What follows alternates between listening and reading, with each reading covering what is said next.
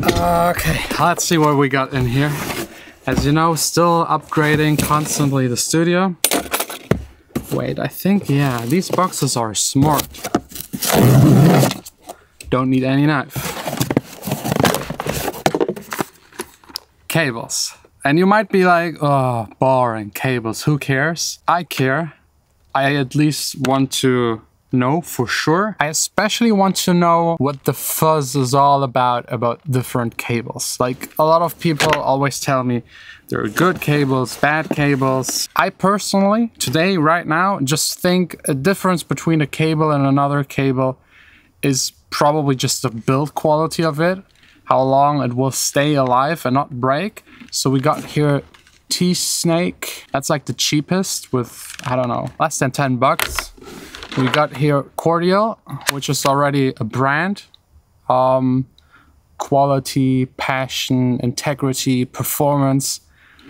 I don't know how a cable can like change your performance, but this one is like middle priced. I think like 15 to 20, 10 meter long, both of them. And then we got almost 300 bucks VOVOX cable. I think they were made in Switzerland. How do they sound? Is there a difference? Can you tell apart the cheapest cable from like the medium price to the insanely expensive one? In my mind they'll stay.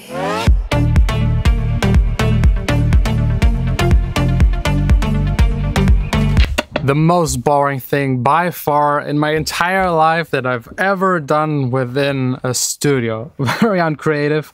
We have 3 test files. A white noise, a sine wave at 1K hertz, and a simple techno drum loop to check transients. All of them in mono, of course, because we just got 1 cable. And I've tested, first of all, we have like the internal sound. Bounced, so the white noise doesn't change, nothing changes, no plugins on it, it's just audio. Then once through, just the converters, so I've like attached the output to the input and recorded it. And then I attached in between the 3 cables we got, the cheap one, the middle priced one or a little more expensive, and the highly very expensive super Swiss kind of cable. And there's a wild card cable, a cable that I haven't showed you, a cable I haven't talked about. I'll reveal it at the end of the video. That's also in there in the test. So let's listen to it. You'll hear the audio. I will also provide a download link down below to all of the files if you want to check it without the YouTube compression. And we'll also do a null zero test, flipping the face and see if there's actually any difference.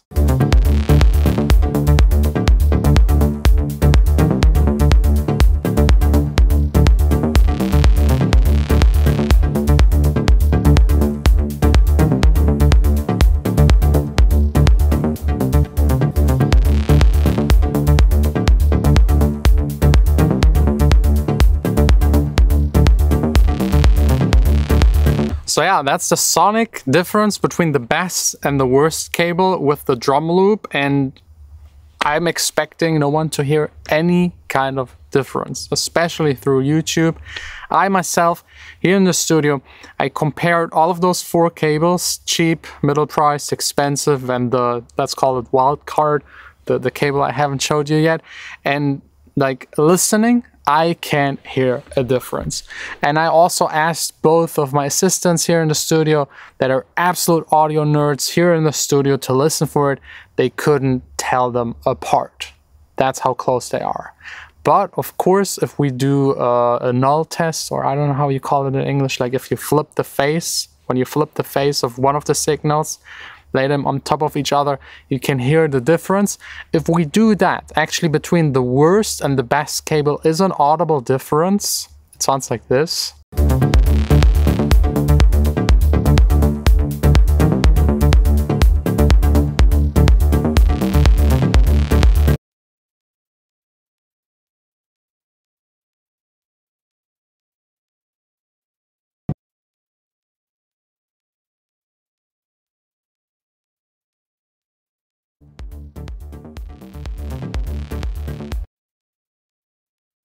If you hear nothing, there is no difference. If you turn it up all the way, then you can hear some little like artifacts, like small pops.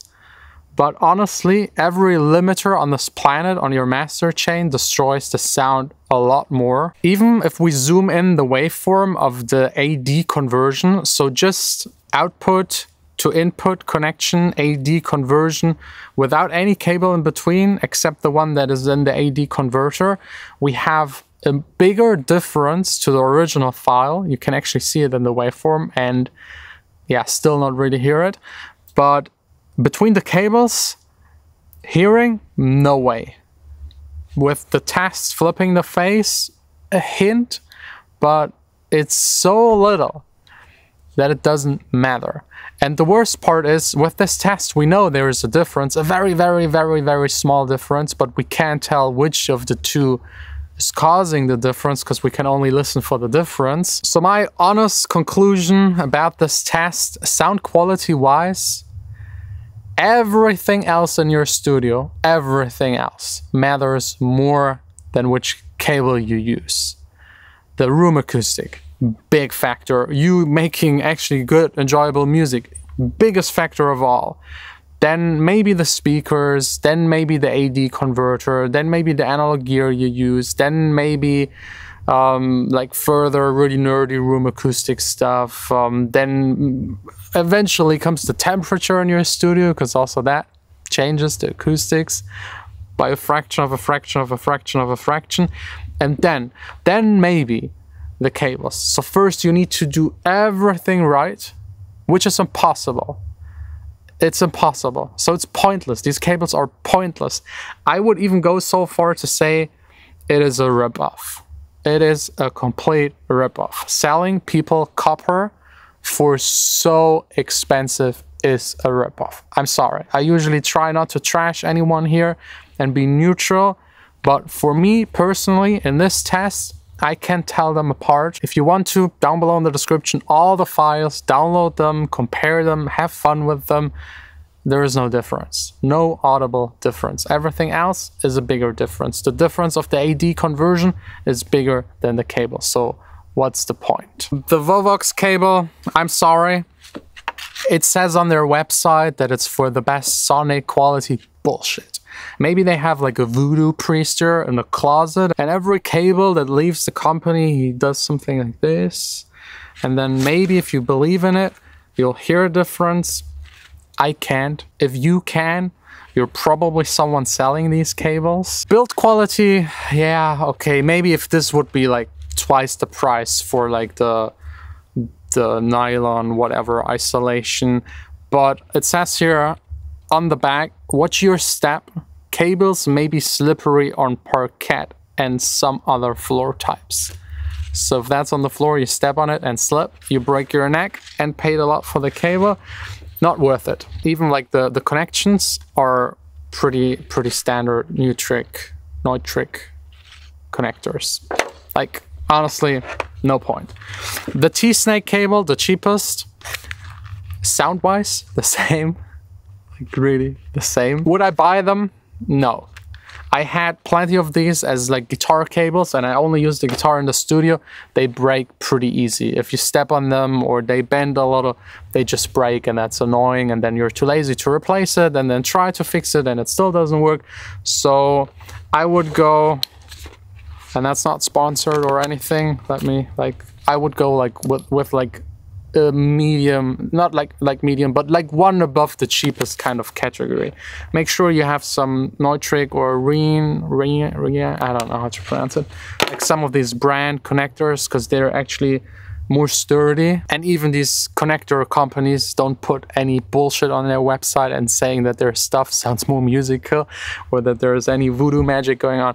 It's a ripoff. Let's call it as it is. It's in practical use a ripoff. If anyone wants to prove me wrong, if anyone thinks I made a mistake, but I really, like, both of my guys here tested with me and made sure that everything is all right and double checked and triple checked, there is no difference. Like, there is no practical difference. If you replace all of your cables to the expensive ones, you just wasted a whole lot of money without any gain. No gain. absolutely no gain. Investing money into a better ADDA conversion, more worth it, still debatable, but at least like a difference you can test and maybe even hear depending on how big the difference is between the two units.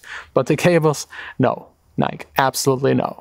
Makes me angry, makes me really angry, because like, no, it's just not justified. Even if the build quality is better, not like 10 times the price or stuff like that. It's ridiculous. But now let's get to the wild card, the cable I haven't showed you. This one right here, 10 meters long, very stiff, is actually a standard copper cable you use for electricity in your home. Like a normal, the stuff that runs through every building that gives you the energy for your devices. Sounds the same. It's maybe even better because it has more copper in it. It's very stiff, so not really usable as an audio cable, but the power running through it, it doesn't care. It really just doesn't care. Anyways, let me know what I should test next. What should I demystify? What should I like just trash and destroy? Is there anything where you always think everyone debates about it, and how could we test it scientifically and let you know if it's actually worth it? Cables, just get a damn cable and that's it.